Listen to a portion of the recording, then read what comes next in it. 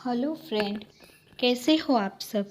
आशा करती हूँ आप सब ठीक होंगे। आज मैं एक ऐसी कहानी लेकर आई हूँ जो हमारे जीवन में बहुत उपयोगी है। आज मैं संत एकनाथ की कहानी लेकर आई हूँ जिसका नाम है सच्चा पुण्य। तो चलिए शुरू करते हैं। संत एकनाथ महाराष्ट्र के प्रसिद्ध संतों में से एक थे। नामदेव के बाद इन्हीं का नाम सबसे ऊपर आता है। इनका जन्म 1533 ईस्वी सन से 1599 ईस्वी सन के बीच में पैठण में हुआ था। इन्होंने जाति प्रथा के विरुद्ध आवाज उठाई। इनकी प्रसिद्ध भगवद गीता के मराठी अनुवाद करने से हुई थी। संत एकनाथ कभी गुस्सा नहीं करते थे। मनुष्यों के साथ साथ वो जानवरों को भी प्यार करते थे। इसका उदाहरण उनके जीवन की एक घटना से मिलता है। एक बार संत एकनाथ के मन में त्रिवेणी यानी कि जहाँ गंगा, यमुना और सरस्वती का संगम होता है, वहाँ जाकर स्नान करने और वहाँ से जल भरकर रामेश्वरम में चढ़ाने का विचार आया। उन्होंने अपनी यह इच्छा दूसरे संतों के समक्ष रखी, जिसे सभी ने सहर्ष ही स्वीकार कर लिया। सामूहिक यात्रा करते हुए सभी प्रयाग पहुँचे। प्रयाग पहुँचने के बाद सब लोगों ने त्रिवेणी में स्नान किया। त्रिवेणी में स्नान करने और भोजन ग्रहण करने के बाद सभी ने अपने अपने कावड़ में त्रिवेणी का पवित्र जल भरा और रामेश्वरम की यात्रा पर चल निकले। सभी संत प्रभु का स्मरण करते हुए रामेश्वरम की ओर प्रस्थान कर रहे थे।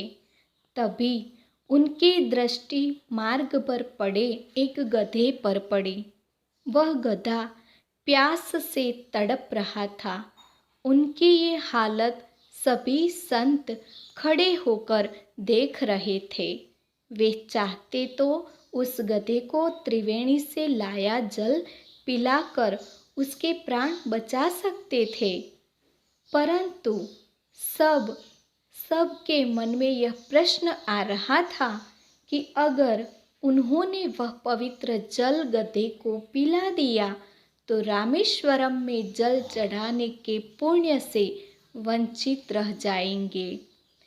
सभी सोच रहे थे कि एक संत एकनाथ ने अपनी कावड़ से पवित्र जल निकाला और उस गधे को पिला दिया। सब आश्चर्यचकित होकर संत एकनाथ और उस गधे की ओर देखने लगे। देखते देखते गधा उठा और वहीं पास में हरी हरी घास चरने लगा। इस पर सब संतों ने कहा कि आपने अपना जल गधे को पिला दिया, अब तो आप रामेश्वरम में जल नहीं चढ़ा पाएंगे और आप उस पुण्य से वंचित रह जाएंगे। तब संत एकनाथ ने उन्हें उत्तर दिया, प्रभु तो कण कण में निवास करते हैं, वह तो हर जीव में है। उस गधे को जल पिलाकर और उसके प्राण बचाकर मुझे वो पुण्य मिल गया जो मैं लेने जा रहा था। यह उत्तर सुन सभी निरुत्तर हो गए। इस तरह संत एकनाथ ने सच्चे पुण्य की परिभाषा दी। संत एकनाथ ने एक ऐसी उदाहरण सबके सामने रखी जिससे यह शिक्षा मिलती है कि संसार का हर प्राणी एक समान है। अगर किसी जीव जंतु की सहायता हम कर सकते हैं तो हमें अवश्य करनी चाहिए।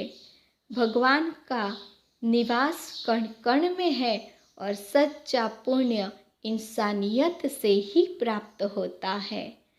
तो मित्रों, आज की ये कहानी यहाँ पूरी होती है। तो आशा करती हूँ कि आप सबको मेरी ये कहानी अच्छी लगी है। अगर आपको मेरी ये कहानी अच्छी लगी है तो मेरी चैनल को सब्सक्राइब जरूर कीजिए। कल मिलती हूँ एक नई कहानी के साथ। तब तक के लिए जय श्री कृष्णा, जय माता जी।